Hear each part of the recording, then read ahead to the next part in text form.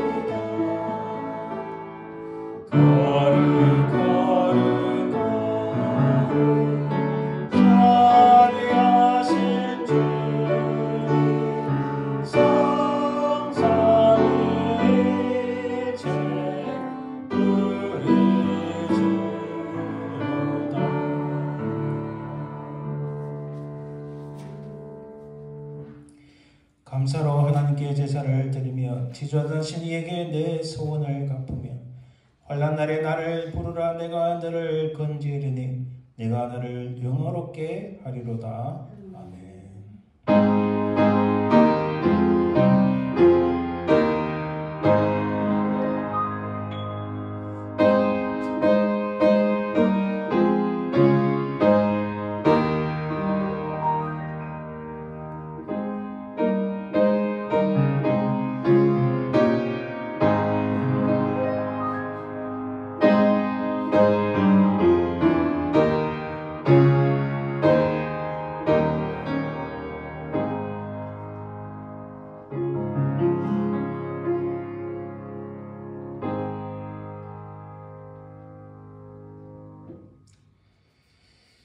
세상의 모든 만물을 창조하시고 지금도 살아계신 아버지 하나님, 하나님의 은혜와 사랑을 참으로 감사드립니다. 우리를 돌아보니 참으로 부족하고 연약한 인생인데 우리 주 예수 그리스도의 십자가의 그 구속의 은총으로 말미암아 우리가 그를 믿어서 구원을 받게 하심을 참으로 감사드리나이다.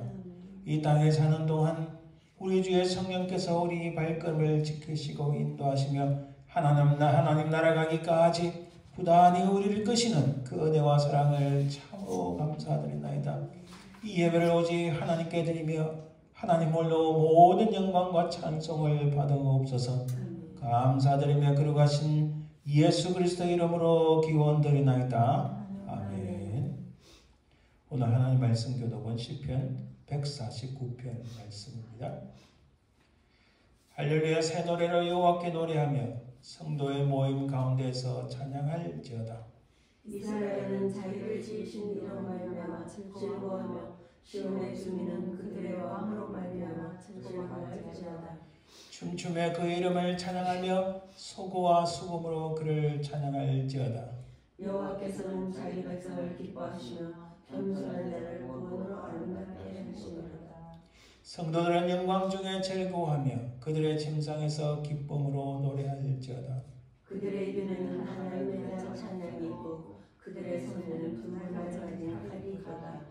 이것으로 문나라에 보수하며 민족들을 벌하며 그들의 왕들은 사슬로 그들의 귀는 철부라로 발박하고 같이 있습니다. 기록한 판결대로 그들에게 시행할지로다. 이런 영광은 그의 모든 성도에게 있도다. 할렐루야. 함께 기도합니다.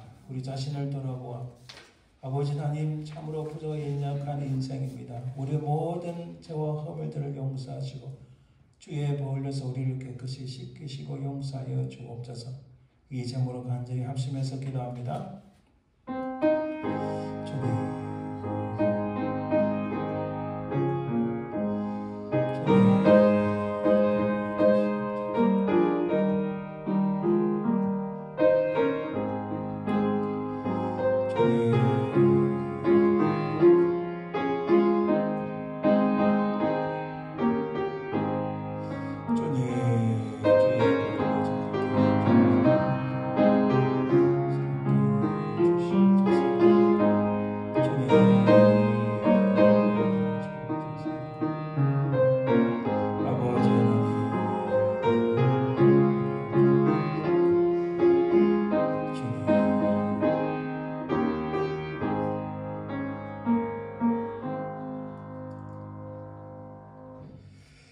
살아계신 주님 감사합니다. 우리 죄가 주홍같이 붉을지라도 우리 모든 죄악을 담당하여 십자가에 달리신 그 주님의 보혈이 우리를 깨끗하게 씻기시고 용서하실 줄 믿습니다.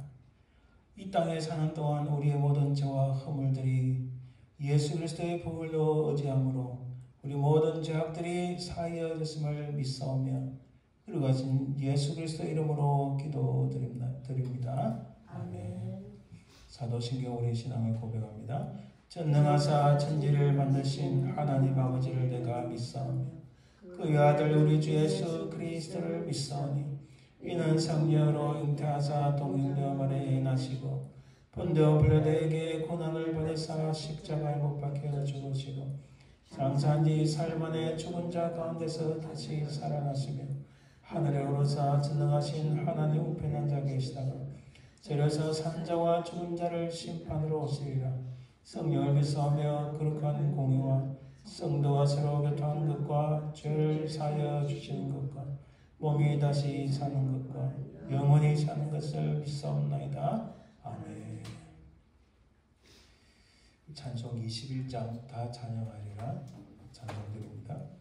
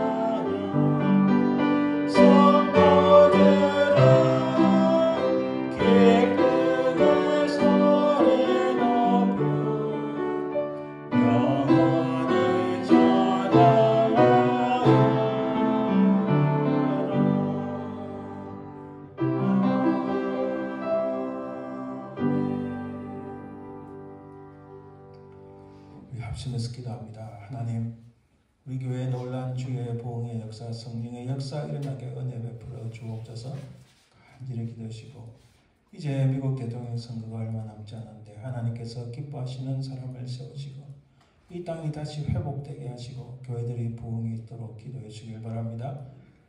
또 사랑의 주님, 참으로 오늘 말씀을 전가하신 우리 스튜디오 목사님 또 저를 위해서 은혜해 주옵소서. 간절히 기도하시고 우리 연약한 분들 위해서 간절히 또 기도합니다. 함께 기도하겠습니다. 주님, 아버지가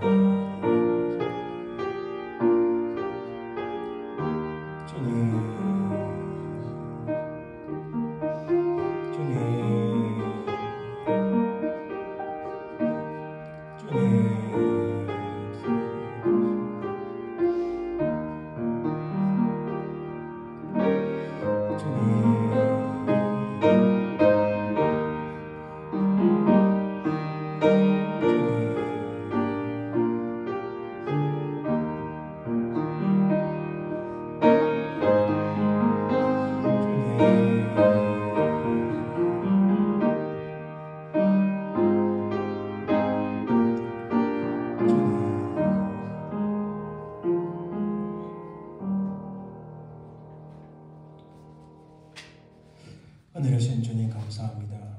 우리가 언제나 기도에 응답하여 주실 줄 믿고 감사드립니다. 아버지 하나님, 참 이곳에 하나님의 성령의 역사, 부흥의 역사가 있게 하시고 그 옛날 초대교회 때 마가의 다락방에서 일어났던 성령의 역사가 이곳에서도 일어날 수 있도록 주여 도와주옵소서. 오늘 말씀을 전가하시는 예수대도 목사님 부정한 종을 성령의 권능으로 잡아주시옵소서. 오직 하나님 말씀을 전가할 수 있도록 인도하여 주옵소서. 또 아버지 하나님, 미국 땅에 대통령 선거가 며칠 남지 않은데 하나님께서 은혜 베풀어 주옵소서. 주여 도우사 하나님 기뻐하시는 리더를 세우시고 이 땅에 아버지 하나님 점점 부패하며 타락하며 멸망의 길로 걷고 있는데 이 땅을 불쌍히 여기사 다시 고쳐주시고 회복되는 은혜를 허락해 주옵소서. 사랑해 주님 감사합니다. 아버지 하나님, 우리 가운데 인학하신 분들 주께서 성령의 권능으로 치유하시고 하나님의 그 기적을 맛보는 은혜를 허락해 주옵소서. 감사드리며 걸어가신 예수 그리스도 이름으로 기도드립니다. 아멘.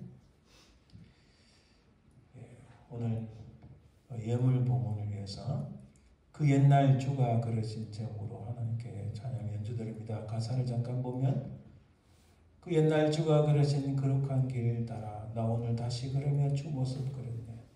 그 정단들과 언덕 배남는 미풍 그 옛날 주가 그런 길 나 오늘 걸었네. 아주 믿는 가사인데 가사를 보시고 또 찬양 연주할 때 큰 은혜 받기를 간절히 바랍니다.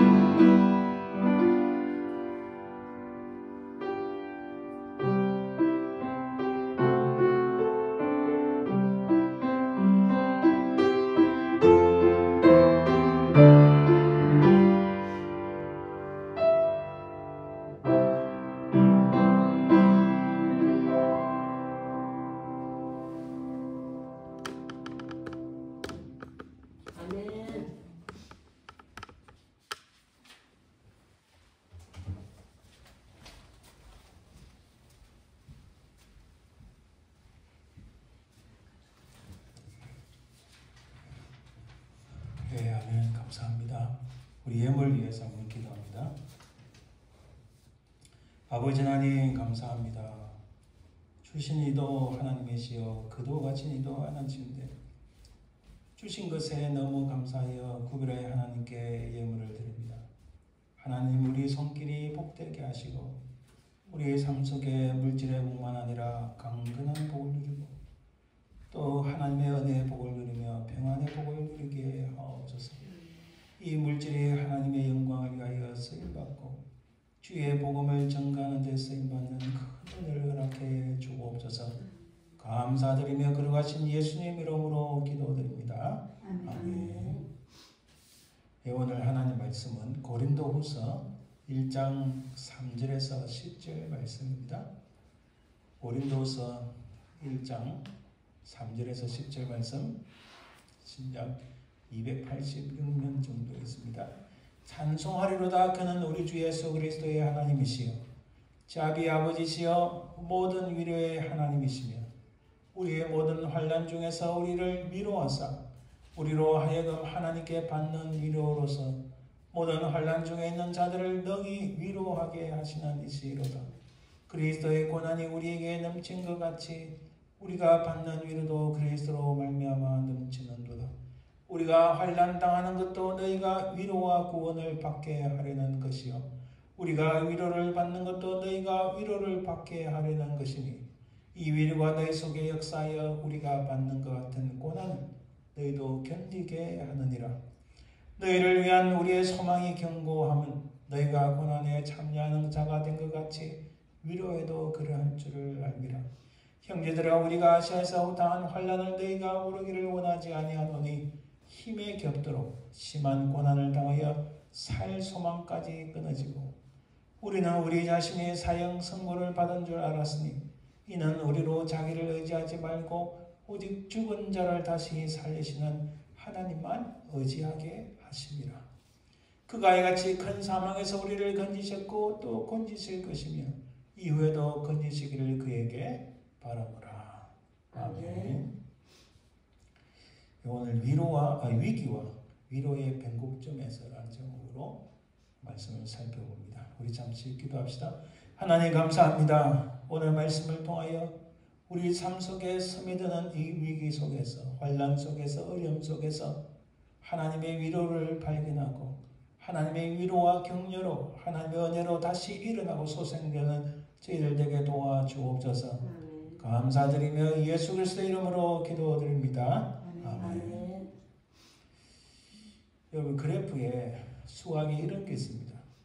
이 변곡점이라는 것인데 그래프가 위로 치솟다가 어느 한 시점에서 딱 양갈래로 갈라지는 아주 순간적인 그 지점이 있습니다. 그래서 이 변곡점은 그 기하급수적으로 올라가느냐 아니면 파국적으로 다시 내려오느냐에 따릅니다. 여러분 수학에서요 이게 사인 곡선 같은 성격인데 수학의 함수에 보면 2차 함수가 있어요. 3차 함수, 다차 함수라는 게 있는데 1차 함수는 직선입니다. 우리 인생은 직선만 있는 게 아니잖아요. 굴곡이 많이 있습니다. 그 굴곡이 있을 때마다 그 바뀌는 변곡점이 있어요. 그래서 이 변곡점에서 다시 이게 내려가는 게 아니라 올라가고 이렇게 위로 올랐다가 내려왔다 올라갔다 이게 한 번 이렇게 꺾이면 2차 함수, 한 번 더 꺾이면 3차 함수, 더 꺾이면 다차 함수. 제가 그때 옛날에 수학을 꽤 했습니다. 그래서 이 개념을 잘 이해하는 게 중요한데 이 수학이 사실은 우리 인생의 많은 부분을 차지하고 있어요. 눈에 보이지 않지만 모든 게 다 수학입니다. 사실은. 그 인생 자체를 놓고 이게 수학과 관련해서 놓고 볼 때에 참 그런 것 같아요. 위기라는 큰 어려운 점이 왔습니다. 근데 그 위기로 인해서 파국으로 치닫느냐? 그 위기가 다시 변화되어 위로 올라가는 그런 기하급수적으로 올라가는 그런 지점이 되느냐? 굉장히 중요합니다. 그래서 오늘 제목은 위기와 위로의 변곡점에서라는 제목으로 살펴보려 합니다. 이 변곡점의 주인은 누구일까? 변화를 시키고 바뀌게 하는 분은 하나님. 이 사실을요, 정말 제가 여러 번 말씀드린 것 같은데, 이 한나가 너무너무 잘 깨달았어요. 한나가 나이가 이때 얼마였는지 몰라도 그 인생을 통해서 이렇게 인생의 전환점을 만들어 주시는 분은 하나님이라는 사실을 분명히 깨달았어요. 그래서 사무엘상 2장 6절에 10절 보면 주께서는 사람을 죽이기도 하고 살리기도 하신다. 이거 쉬운 성경을 가졌습니다. 좀 이해하기 쉽게 쉬운 성경, 번역이 좀 쉽게 된 번역 성경. 7절에 보면 주께서는 사람을 가난하게도 하시고 부자가 되게도 하시고 비천하게도 하시고 귀하게도 하신다. 누가요? 주님께서, 하나님께서 하신다는 거예요. 8절에도 보면 주께서는 가난한 자를 일으키시고 궁핍한 자를 잿더미에서 들어 올리신다. 할렐루야. 천대받던 이들을 귀한 자리에 앉혀 영광스러운 자리를 물려받게 하신다. 지금 우리가 그렇잖아요. 땅의 토대를 닦으신 분도 주님이시고 그 위에 세상을 세우신 분도 주님이시기 때문이다. 9절에 보니까 주께서는 자기를 믿고 의지하는 성도들을 보호하신다. 자, 보호하시는 분도 주님이시라고 분명히 말씀합니다. 자, 이 주라는 단어는 구약에서 우리가 주로 주님으로 번역했지만 우리가 보는 그 성경에서는 여호와 이렇게 번역했어요. 곧 하나님을 말씀하는 겁니다. 10절에 보니까 주께 맞서는 사람은 누구든지 부서지고 말 것이다. 그런 사람에게는 하늘에서 벼락을 치실 것이다. 주께서는 땅끝까지 심판하신다. 그분은 자신이 세운 왕에게 힘을 주시고 기름 부음 받은 왕을 높여주신다. 할렐루야. 아멘. 그래서 모든 우리 변곡점의 주인은 인생의 전환점을 주시는 분은 바로 하나님이심을 알 수 있습니다. 자, 그런데 바울이 정말 이제 정말 웅비의 꿈을 품고 웅장한 큰 꿈을 품고 소아시아 쪽으로 그 선교 여행, 전도 여행을 가는데 갑자기 굉장히 어려운 환난을 당했어요. 자, 루스드라라는 곳에 가니까 사도행전 13장 앞에 보면 오늘 읽은 이거 사도행전 14장 앞 19절 20절 앞에 보면 루스드라라는 곳에 방문합니다. 거기서 바나바와 바울이 파송돼서 가는데 바나바와 바울이 기적을 일으키고 하니까 그 지역의 사람들, 루스드라라는 지역의 사람들이 바나바를 제우스 그리고 바울을 헤르메스라고 표현했어요. 이 헤르메스 영어로 헤르메스. 여러분 여자들이 전에 해본 적 없는데 좀 미안하지만 헤르메스라는 가방이나 옷을 하나 선물 받았다. 여자들은 뿅갑니다. 어떤 탑 브랜드, 그 럭셔리 브랜드 그 위에 있는 브랜드가 헤르메스라는 거예요. 근데 뭐 제품 제가 본 적 없지만 듣기로는 엄청나게 좋다고 그래요. 이거 다 수작업을 하나 만드는데 수개월이 걸릴 정도로. 헤르메스가 근데 이게 로마 신화에 나오는 신 이름이에요. 그래서 이 지역의 사람들이 바나바를 제우스 신이라고 했고 바울을 헤르메스라고 이야기를 한 거예요. 사람들이 헤르메스를 영어로 헐멀스는 뭐 좋다고 막 그러는데 사실은 로마 신화의 신을 좋아하는 꼴이기 때문에 별로 그렇게 마음에 들지는 않습니다. 어찌됐든 거기서 바울과 바나바가 안디옥과 이고니온, 이 안디옥은 예루살렘에서 쭉 올라가본 시리아 안디옥입니다. 거기서 올라간 비스디아 안디옥 있고 안디옥 이름 두 군데가 있죠. 근데 여기서 바울이 회당에 들어가서 3번이나 복음을 전하니까 무리들이 이 사람들을 죽이려고 합니다. 그래서 19절에 보니까 그들이 돌로 바울을 쳐서 죽은 줄로 알고 시외로 끌어내치니라. 돌에 맞아서 이거 얼마나 고통스럽고 힘들어요. 20절에 보니까 제자들이 둘러섰을 때 바울이 일어나 그 성에 들어갔다가 이튿날 바나바와 함께 드베라로 가서 복음을 그 성에서 전하여 많은 사람을 제자로 삼고 루스드라와 이고니온과 안디옥으로 돌아가서 자기가 죽을 뻔했는데도 오해를 받고 곤란을 겪은데도 불구하고 루스드라와 이고니온 안디옥에 다시 돌아갔다 그래요. 야, 바울이 그런 환난 죽음의 위기 가운데서도 또다시 돌아와서 복음을 전하고 제자들의 마음을 굳게 하여 이 믿음에 머물러 있으라. 고나고 또 우리가 하나님의 나라에 들어가려면 많은 환난을 겪어야 할 것이라. 이렇게 말씀합니다. 사실 이건 하나의 예일 뿐이었고 바울의 위기는 늘 많이 있었습니다. 이게 아마 바울이 복음을 전하기 위해서 선교여행을 첫 번째 가는 선교여행에서 만난 첫 번째 큰 어려움, 환난이었습니다. 오늘 우리 본문을 볼까요? 본문에 봐도 바울이 이런 어려움, 위기가 왔다고, 환난이 있었다. 여러분, 위기가 뭘까요? 어려운 처지를 당하고 환난을 만나고 고통을 당하고 사람들로부터 많은 수모와 오해와 어려움을 당할 때 그게 위기가 아닌가요? 이 바울의 위기는 보니까 오늘 본문 4절에 보니까 우리의 모든 환난 중에서 환난이 참 많았다고 표현합니다. 5절에도 그리스도의 고난이 우리에게 넘친 것 같이 예수 그리스도를 전하다 보니까 많은 오해가 있었고 죽을 뻔한 위기, 아까 사도행전 14장 예를 봤잖아요. 그런 환난과 고통과 고난이 많았습니다. 6절에 보니까 우리가 환난 당하는 것도 참 환난이 이렇게 많았음을 이야기합니다. 8절에 보니까 형제들아 우리가 아시아에서 당한 환난을 이 당한 환난이 얼마나 많은지 모릅니다. 근데 이 8절 끝에 보니까 힘에 겹도록 심한 고난을 당하여 살 소망까지 끊어졌다. 아니 얼마나 힘들 이게 다 마음의 어려움도 있지만 다 육체적 고통을 의미합니다. 사실은 너무 심한 고난과 고통을 당하니까 위기를 당하니까 살 소망까지 끊어졌다. 이게 도대체 막 온 에너지, 온 육체, 정신적인 비패, 또 영적인 그 갈급 이게 막 한꺼번에 몰아오니까 살 소망까지 끊어졌다 이렇게 표현합니다. 9절에 우리는 우리 자신이 사형 선고를 받을 줄 알았다. 야, 여러분 다윗은요 요즘식으로 말하면 미국식으로 말하면 하버드 대학에서 수석으로 졸업한 사람입니다.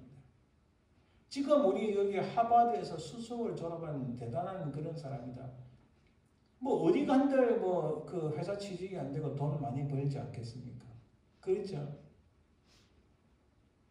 당대로서는 이 바울이 최고의 석학 아래서 공부를 했고 이 사람이 예를 들어 지금처럼 말하면 대학 교수로 나간다 얼마든지 잘 나갈 수 있겠죠. 바울이 또 웬만히 똑똑한 사람입니까? 정말 대단한 사람입니다. 이 사람은. 그런데 그런 걸 다 포기하고 복음을 전하다가 얼마나 위기가 오고 고통을 받고 고난을 받았으면 자신이 사형 선고를 받은 줄 알았다. 이 자기의 어떤 위기감이 얼마나 극대화되는지 얼마나 대단한지를 표현할 길이 없으니까 살 소망도 끊어졌다. 사형 선고를 받은 줄 알았다. 이렇게 표현합니다. 이런 바울의 위기는 대체 뭘까요? 우리가 일일이 다 예를 들 수 없지만 이런 내용들입니다. 그의 위기는 누구나 가질 수 있는 가장 원초적인 것들입니다. 육체적 고통이 있었어요. 돌에 맞은 것만 아까 사도행전 14절에 나왔던 돌에 맞은 것만 아니라 몽둥이로 맞았어요. 사람들에게 우격다짐으로 막 린치를 당한 거예요. 소망이 끊어지는 듯한 근심. 이 바울도 사람입니다. 자기도 근심이 되게 많았어요. 앞이 보이지 않는 절망적인 상태까지. 아까 그랬잖아요. 우리 앞에 오늘 보면 살 소망이 끊어졌다. 약해지는 육체적 건강과 정신적 스트레스가 얼마나 많았겠어요. 사실 바울은 특히 눈 안질이 안 좋아서 육신이 정말 갈수록 연약해졌어요. 거기에 정신적인 스트레스가 얼마나 많았겠습니까? 그리고 재정적인 염려도 있었어요. 관계의 단절. 사도 바울은 오해를 참 많이 받았어요. 야, 바울이 그게 무슨 사도야?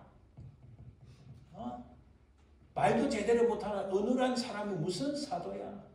그러니까 예루살렘에 있는 다른 사도들로부터 오해도 받기도 하고 이 관계가 참 스무스하게 좋지 않았어요. 단절될 때도 있었습니다. 사도 바울이 무슨 사도야 하면서 다른 사람을 받는 불신도 많았어요.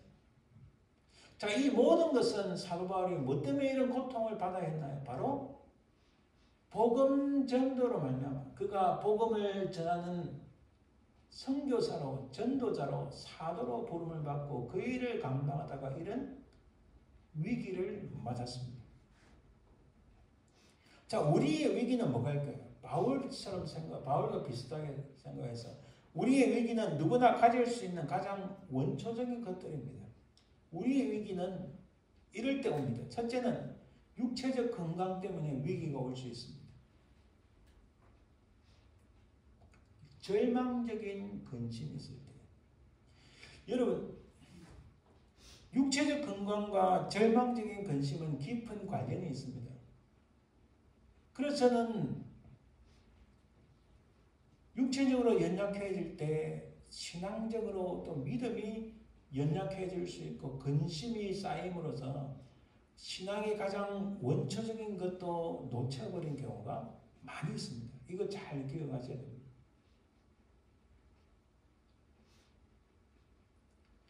육체적 건강에 어려움이 왔을 때 절망적 근심이 따라오고 믿음이 사그라지고 끝까지 십자가를 붙잡지 못하는 경우가 많이 있습니다.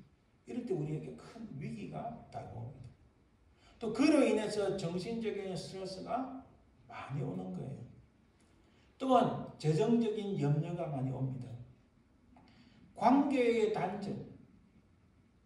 이 관계의 단절은 우리로 하여금 큰 위기 속에 빠지게 합니다. 관계의 단절로 인해서 금이 간 믿음, 낮은 자존감, 위로와 격려가 없는 삶이 찾아올 때 우리 인생에 절체절명의 위기가 다가옵니다. 자, 이럴 때 우리가 깊이 알아야 될 사실은 사도 바울도 복음을 전하다가 이런 어려움을 당했지만 그냥 그도 분명히 인정했고 우리도 분명히 알아야 될 사실은 바로 우리가 도움이 필요한 인생이라. 우리가 도움이 필요한 인생이기 때문에 이 사실을 인정을 하고 잘 깨달아야 됩니다. 우리에게는 도움이 필요합니다.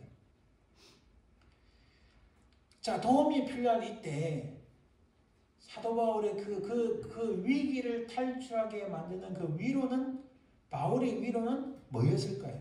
자, 오늘 본문 쪽에서 우리가 이것을 찾아야 됩니다. 찬송하리로다 그는 우리 주 예수 그리스도의 하나님이시여 자비의 아버지시여 모든 위로의 하나님이시며. 자, 밑에 성경은 그 쉬운 성경 좀 더 이해하기 쉽게 되어 있는 겁니다. 우리 주 예수 그리스도의 하나님 아버지를 찬송합니다. 그분은 인자신 아버지이시며 모든 위로의 아버지이십니다. 쉬운 성경 이렇게 번역했습니다. 자, 이 위로의 하나님, 모든 위로의 하나님은 어떤 성경, 영어 성경에서는 God of all comfort, 모든 위로의 하나님 이렇게 번역했고요. 또 이 밑에 표현은 또 멋있습니다. The source of all comfort, 모든 위로의 근원이시다. 아멘. 하나님은 우리 모든 위로의 근원이 되시는 분이다. 바울은 제가 오늘 드릴 말씀의 핵심이 이겁니다. 바울 자신도 그렇게 고난과 고통과 어려움과 사람들로부터 불신을 당하고 이 수치심, 이게 얼마나 바울은 제가 볼 때 굉장히 자존감이 센 사람입니다. 그런데 정말 아무것도 아닌 사람으로부터 받는 수치심, 모욕감 굉장했습니다. 야, 네가 무슨 사도야 하고 막 빈정거리는 그런 게 우리 고린도후서 다 나옵니다. 그럼에도 불구하고 바울은 그런 마음의 고통, 정신적인 어떤 압박, 스트레스, 그리고 또 육체적인 질병, 정말 엄청난 고난과 고통 속에서 바울에게도 큰 위기가 순간순간 왔어요.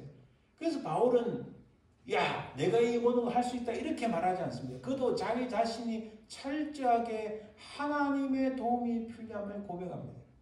그러면서 오늘 바울의 말씀이 우리 위로의 근원은 하나님이신데 내가 하나님으로부터 위로를 받은 것처럼 너희들도 하나님으로부터 위로받기를 원한다. 지금 그 말씀의 핵심이에요.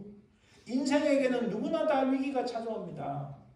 그 위기가 찾아왔을 때 제발 다른 쪽으로 눈을 돌리지 마. 다른 쪽에는 그 위기를 위로로 바꿀 수 있는 그런 게 아무것도 없어. 오로지 하나님께만 있다. 지금 바울이 오늘 그 말씀을 하는 거예요.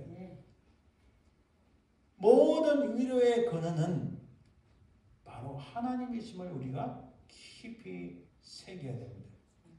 4절 말씀 보니까 우리의 모든 환난 중에서 우리를 위로하사 우리로 하여금 하나님께 받는 위로로서 모든 환난 중에 있는 자들을 능히 위로하게 하시는 시로다. 자, 쉬운 성경을 볼게요.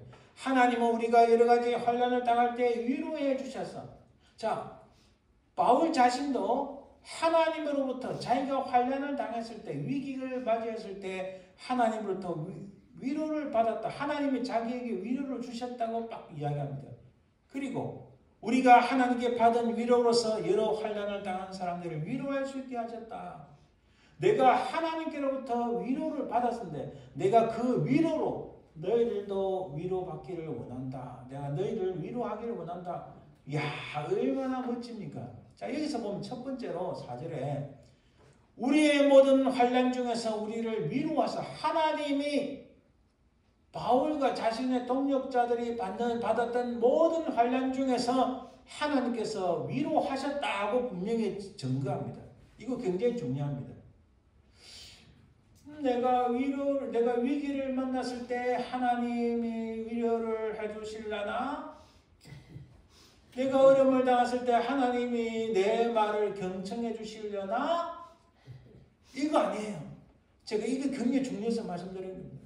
바울은 단언적입니다. 선포하는 거예요. 우리의 모든 자기와 자기 모든 동력자들이 당한 모든 고난, 그 위기 속에서 하나님께서 위로해 주셨다. 바로 여기에 변곡점이 있는 거예요. 위기로 인해서 점점 내려가는 인생을 하나님께서 딱 그 지점에서 위로를 주심으로 다시 올라가게 만드는. 아멘. 그래서 바울은 나도 이 모든 고난에서 위로를 받았다고 선포할 수 있는 겁니다. 할렐루야. 여러분 출애굽기 3장 16절 말씀, 17절 말씀 이렇게 봅니다. 하나님께서 모세를 부르십니다. 모세가 저는 못합니다. 제가 뭘 어찌합니까? 야, 너 할 수 있어. 내가 이렇게 했으니까 너 할 수 있어. 그러면서 하나님께서 모세를 처음 부르실 때 하신 말씀 중에 이런 말씀이 나옵니다. 출애굽기 3장 16절에 너는 가서 이스라엘의 장로들을 모으고 그들에게 이르기를 여호와 너의 조상의 하나님 곧 아브라함과 이삭과 야곱의 하나님이 내게 나타나 이르시되 가서 이 말을 하라는 거예요. 내가 너희를 돌보아 너희가 애굽에서 당한 일을 확실히 보았노라. 할렐루야. 이들이 애굽 땅에서 하나님 언제 우리를 구해 주실랍니까? 하나님 구해 주옵소서. 너무 고통스럽습니다. 이 모든 부르짖는 음성을 하나님께서 다 보고 계셨다는 겁니다. 이거 굉장히 중요한 말씀이에요. 17절에 내가 말하였거니와 내가 너희를 애굽의 고난 중에서 인도하여 내어 올라가게 하리라. 어디로? 가나안 땅으로. 젖과 꿀이 흐르는 땅, 그 가나안 땅으로 올라가게 하리라. 제가 무슨 말씀 드리나요? 하나님은 변개치 아니하시는 하나님.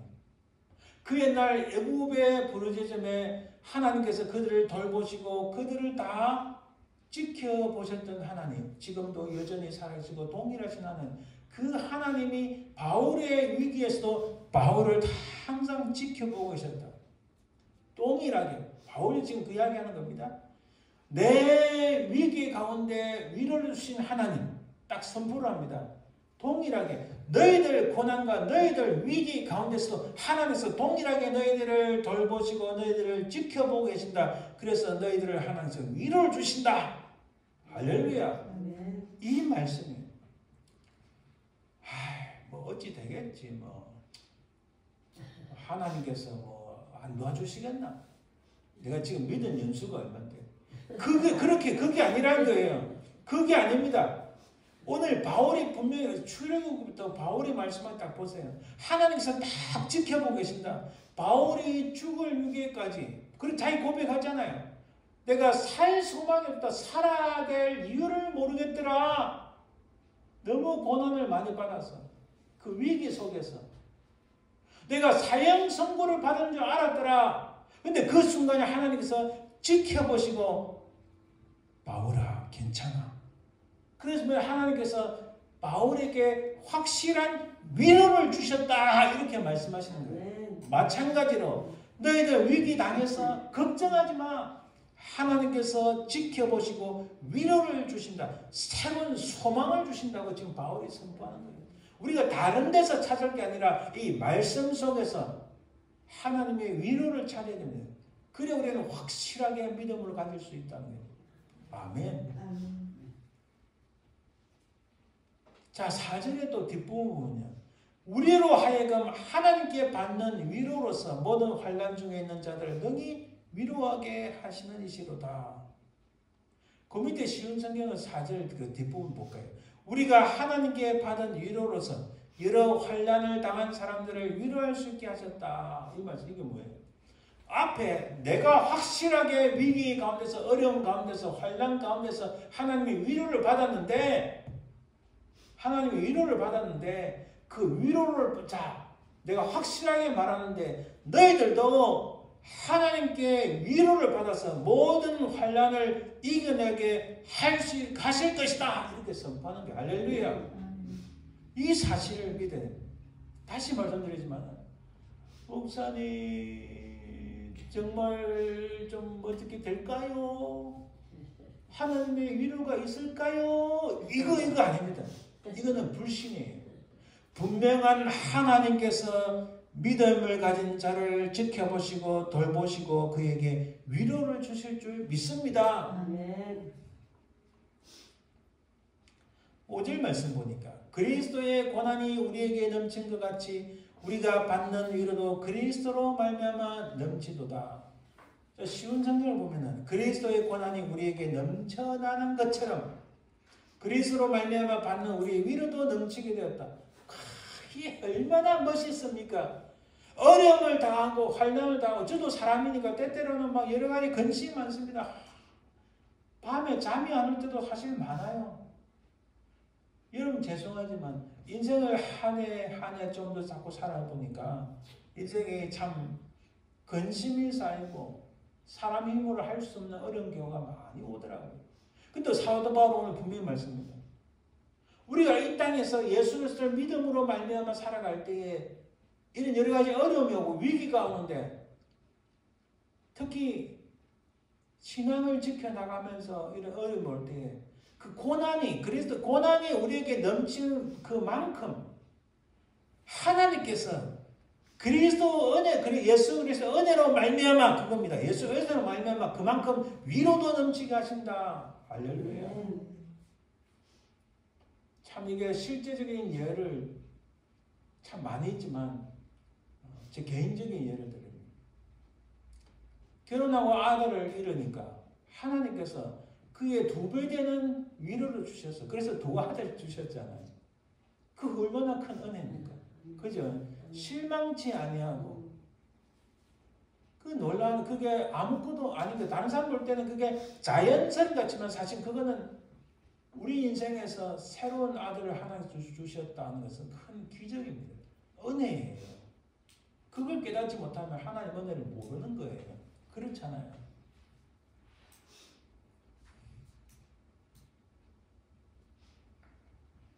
5절 말씀 우리가 받는 위로도 그리스도로 말미암아 넘치는도다. 할렐루야.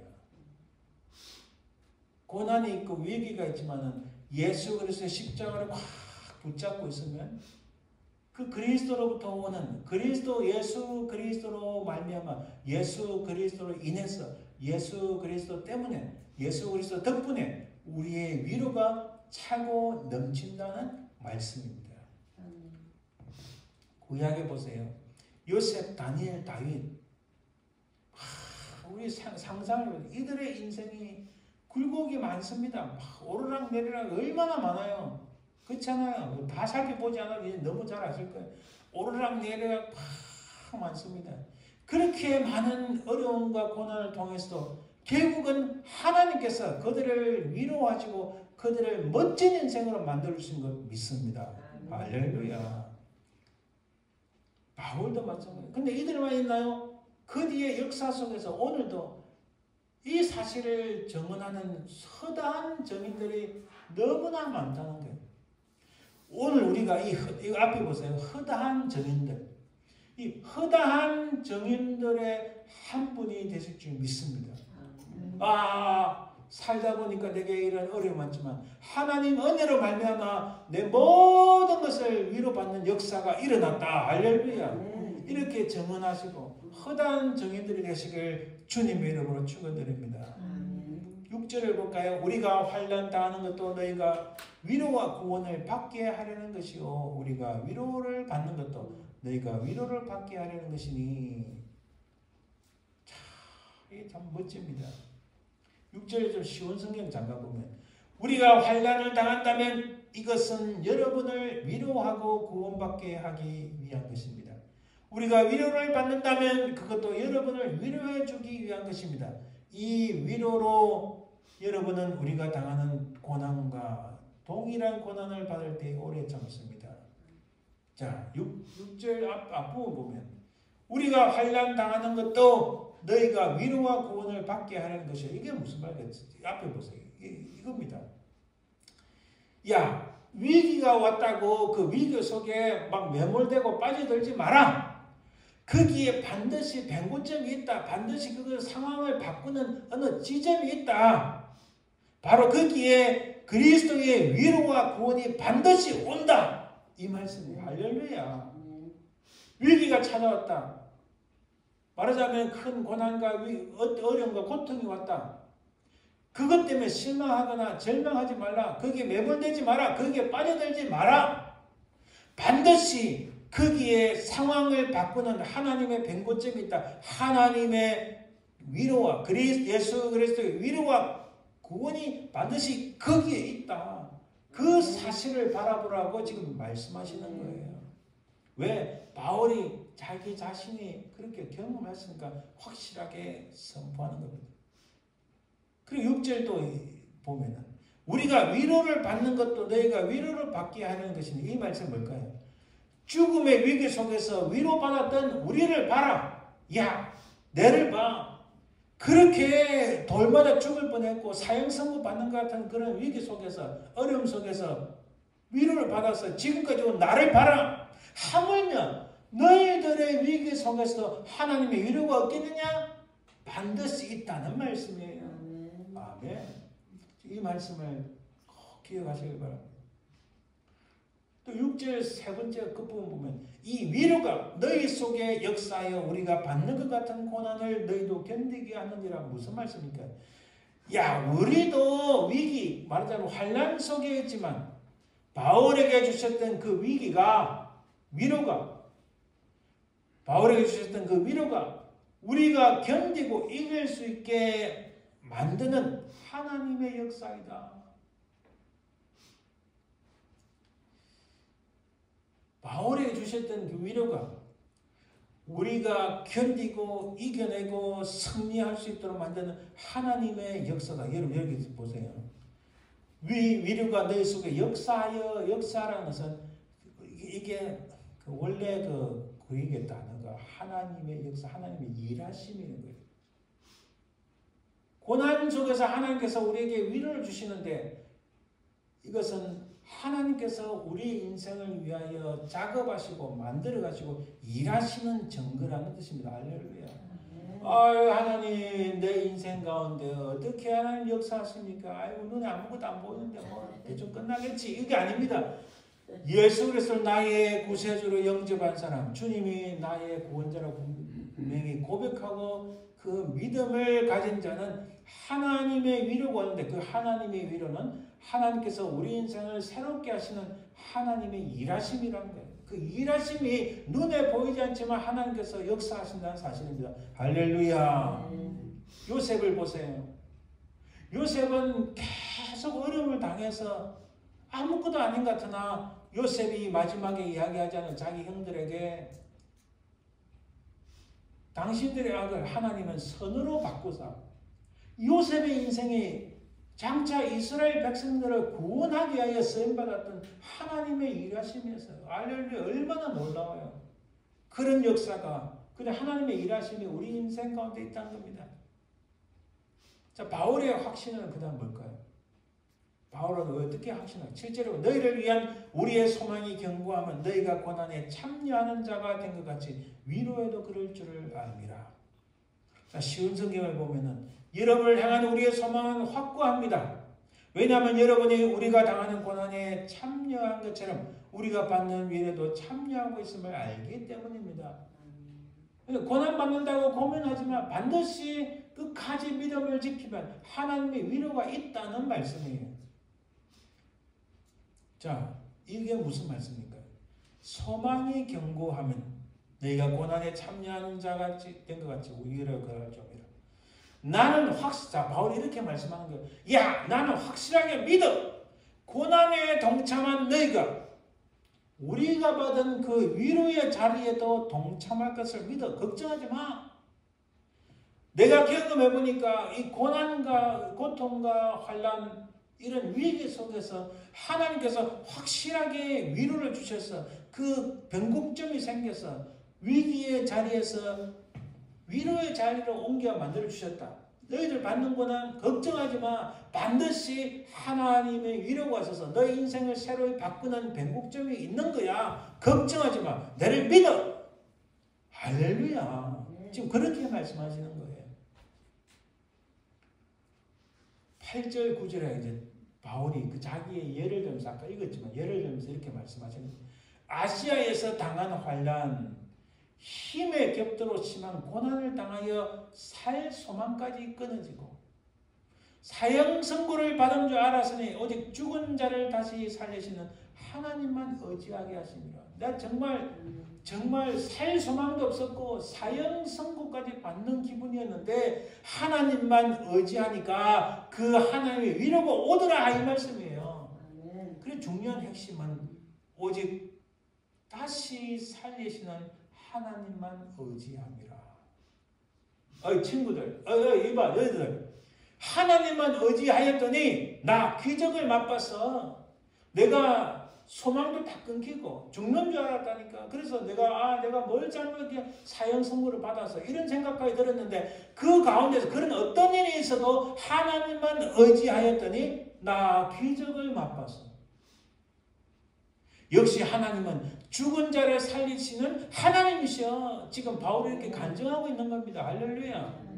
이 동일한 은혜가 저와 여러분들 가운데도 넘치기를 소망합니다. 그래서 10절에 이렇게 말합니다. 그가 이같이 큰 사망에서 우리를 건지셨고 또 건지실 것이며 이후에도 건지시기를 그에게 바라노라. 건지다는 것은 구원하신다는 말씀. 큰 사망이 뭐예요? 지금의 위기, 앞으로의 위기, 장차 이 세상을 떠나는 위기, 죽음이 온다 할지라도 그 속에서도 우리를 건지실 것이다. 바로 부활의 주님이 우리를 그 부활의 영광에 참여하게 만드실 것이다. 할렐루야. 바울의 결론은 뭡니까? 3절로 들어와서 찬송하리로다. 여러분, 내가 이런 고난을 받았고 또 세상에 내가 살 소망도 없었고 사형 선고 받는 지경까지 이런 줄 알았는데 하나님을 찬송합니다. 왜요? 하나님이 나에게 위로를 주셨기 때문이고 하나님이 위기의 자리에서 위로의 자리를 옮기는 그 변곡점을 만들어 주셨다. 할렐루야. 좀 그겁니다. 그래서 첫 번째 나오는 게 3절 첫 번째 나오는 게 찬송하리로다 하는 거예요. 바울은 이게 뜨거워서 이렇게 말하지 않을 수 없는 이 간증을 하는 겁니다. 할렐루야 찬송하리로다. 그러면서 자기 경험을 이야기하는 거예요. 너희들 걱정하지 마. 그거 아무것도 아니야. 끝까지 하나님만 의지해. 나오잖아요. 내가 죽을 자리에서 하나님만 의지하였더니 할렐루야 하나님께서 위기의 자리에서 위로의 자리로 옮겨주셨더라 이렇게 고백합니다. 그 하나님이 누구시라고요? 그는 우리 주 예수 그리스도의 하나님이시여 자비의 아버지여 모든 위로의 하나님이에요. 모든 위로의 거던이신 분이시다라고 고백합니다. 사랑하는 여러분, 우리가 인생을 살면서 해가 흐름을 봅니다. 어떤 어려움이 와도 바울처럼 반드시 이 위기 가운데 하나님의 위로가 있다. 하나님의 격려가 있다. 하나님의 도우심이 있다. 이 사실을 믿고 뭐 이거 지달라나. 이거는 불신이에요. 아이 될 대로 되라지. 이거 불신입니다. 끝까지 하나님께서 나와 함께 하시리라. 내가 황려 이 땅에서 언젠가 다 먼지같이 날리고 죽음에 이른다 할지라도 우리 부활의 첫 부활의 열매이신 예수 그리스도 그분이 나를 부활의 영광에 참여하게 하리라. 할렐루야. 이런 믿음, 이런 하나님만 끝까지 의지할 때에 우리에게 위로하시는 하나님의 역사가 있는 줄 믿습니다. 이 믿음으로 승리하시는 저와 여러분들 되시길 주님 이름으로 축원드립니다. 기도합니다. 하나님 감사합니다. 위기 가운데서 역사하시고 우리를 도우시는 하나님, 우리에게 큰 위로를 주시고 우리를 새롭게 하시고 우리에게 아버지 하나님 믿음의 승리를 주시는 하나님 감사합니다. 우리가 끝까지 하나님만 의지하고 믿음으로 승리하게 도와주옵소서. 감사드리며 예수님 이름으로 기도드립니다. 아멘. 384장 나의 갈 길 다가도록 찬양드립니다.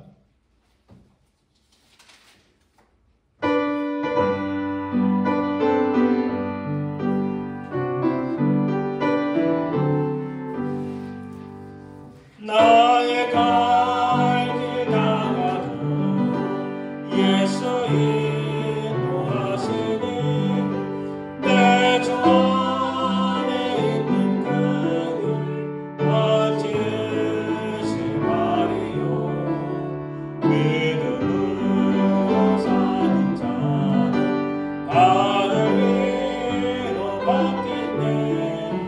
무슨 일을 만나든지 만사형통하리라. 무슨 일을 만나든지 만사형통하리라.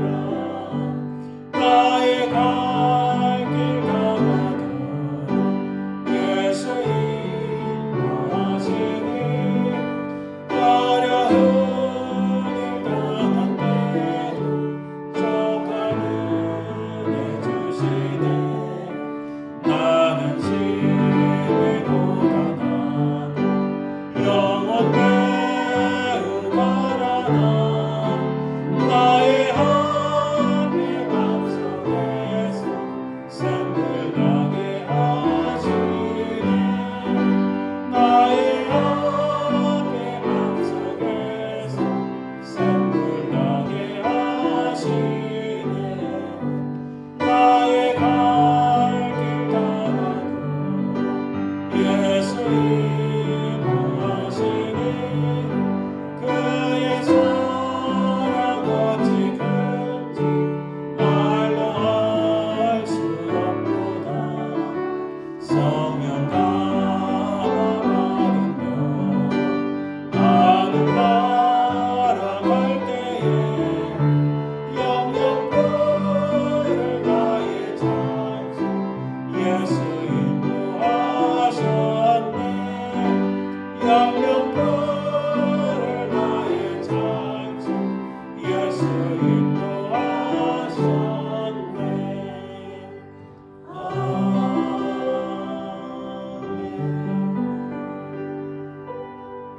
축도함으로 예배 마칩니다.